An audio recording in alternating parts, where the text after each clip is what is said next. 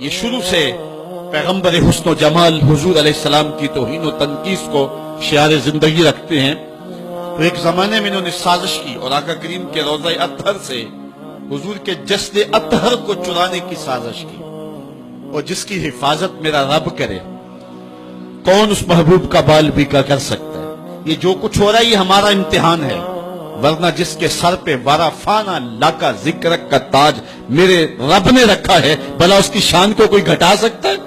جدا ذکر خدا بلند کرے کیڑا جمعہ حسن بند کرے، اس ذکر دا حافظ آپ خدا پڑھو لا الہ، خود اللہ حفاظت کرنے والا ہے ذکر کی۔ یہ تاج رب نے محبوب کے سر پہ رکھا ہوا ہے، اس لیے چاند کی طرف منہ کر کے تھوکنے سے چاند کی نوری کرنوں کو میلا نہیں کیا جا سکتا۔ تھوکنے والے کا اپنا منہ گندا ہوگا، لیکن چاند کل بھی روشن تھا، چاند آج بھی روشن رہے گا۔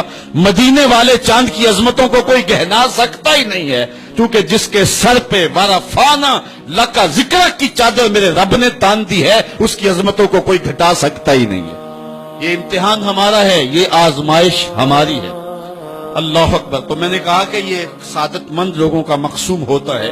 اس زمانے میں یہ سازش کی کہ حضور کے جسد اطہر کو روضہ انور سے نکال لیا جائے، اور پھر باقاعدہ انہوں نے دو اشخاص کو وظائف پڑھا کر کے، داڑیاں رکھوا کر کے، جبہ و دستار پہنا کر کے مدینے میں بھیجا، صوفیاء کے، نیکوکاروں کے، علماء کے، زاہدین کے روپ میں، اور انہوں نے وہاں ایک جگہ کرائے پہ لے لی اور اپنی کارروائی کا آغاز کر دیا۔ وہ اپنے کمرے کے اندر سرنگ کھودتے اور روزانہ مٹی نکالتے، اور رات کے اندھیرے میں بقی کے قبرستان میں قبروں کے اوپر مٹی ڈال کے آ جاتے، اور سارا دن تسبیح لیے اللہ اللہ کرتے رہتے۔ لوگ کہتے کہ یہ تو بڑے صالح لوگ ہیں، اور پھر لوگوں کو خیرات بھی کرتے، لیکن کارروائیاں اور انداز یہ تھا، لباس خضر میں رہزنی کر رہے تھے، اور یہ ڈاکو اور یہ رہزن لٹیرے ایک بہت خطرناک مہم پہ آئے ہوئے تھے۔ جب وہ بالکل قریب پہنچ گئے، اور ایک روایت میں آتا ہے کہ حضرت عمر کے پاؤں کا انگوٹھا بھی ننگا ہو گیا، حضور علیہ السلام سلطان نور الدین زنگی کو خواب میں ملے، اور ان کی شکلیں دکھائی کہ یہ دو موذی مجھ کو تکلیف دے رہے ہیں۔ تو سلطان فوراً اٹھا اور کہا مدینے میں کوئی غیر معمولی واقعہ ظہور پذیر ہوا ہے، اور اس نے جلدی سے کچھ سواروں کو اپنے ساتھ لیا اور کچھ خزانہ ساتھ لیا، اور فوجوں کو حکم دیا کہ وہ تیار ہو کر کے جلدی میرے پیچھے آئیں۔ مدینے میں پہنچ کر کے اس نے دعوت عام کر دی، اور لوگوں کو کہا کہ آؤ میرے دسترخوان نعمت سے کھاؤ، اور لوگوں کو خیرات کرنے لگا۔ سارا مدینہ اس کے پاس آیا، لیکن جو شکلیں اس نے دیکھی تھی اس کو وہ نظر نہ آئی۔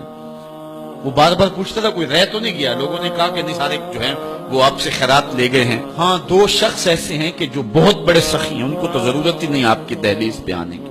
بادشاہ نے کہا مجھے دکھاؤ وہ کون ہے۔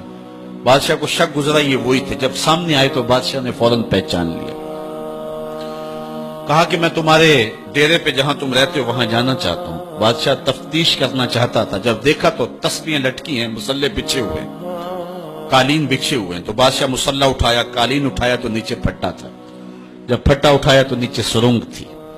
پھر بادشاہ نے ان کو جانوروں کے پیچھے بندھوا کر کے چروا دیا، اور میں نے تاریخ میں پڑھا سلطان نور الدین زنگی مدینے کی گلیوں میں پھر اس کے بعد روتا پھرتا تھا، اس کی آنکھوں میں آنسو تھے، اور کہتا تھا یا رسول اللہ تمہاری مہربانی کہ یہ ڈیوٹی میرے ذمہ لگائی ہے، ورنہ کائنات بھری پڑی تھی، یہ سعادت مندی میرا مقدر کہ اس نوکری کے لیے مجھے منتخب کیا ہے۔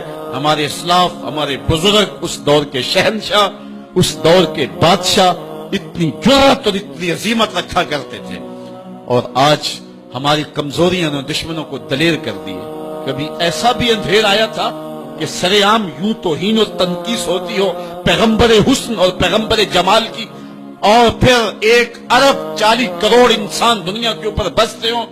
یہ بھی زمانے نے دن دیکھنے تھے۔ اس وقت ہمارا المیہ یہ ہے کہ ہمارے پاس عالم لیڈر کوئی نہیں ہے، عوام کے جذبے یقیناً دیکھنے کے۔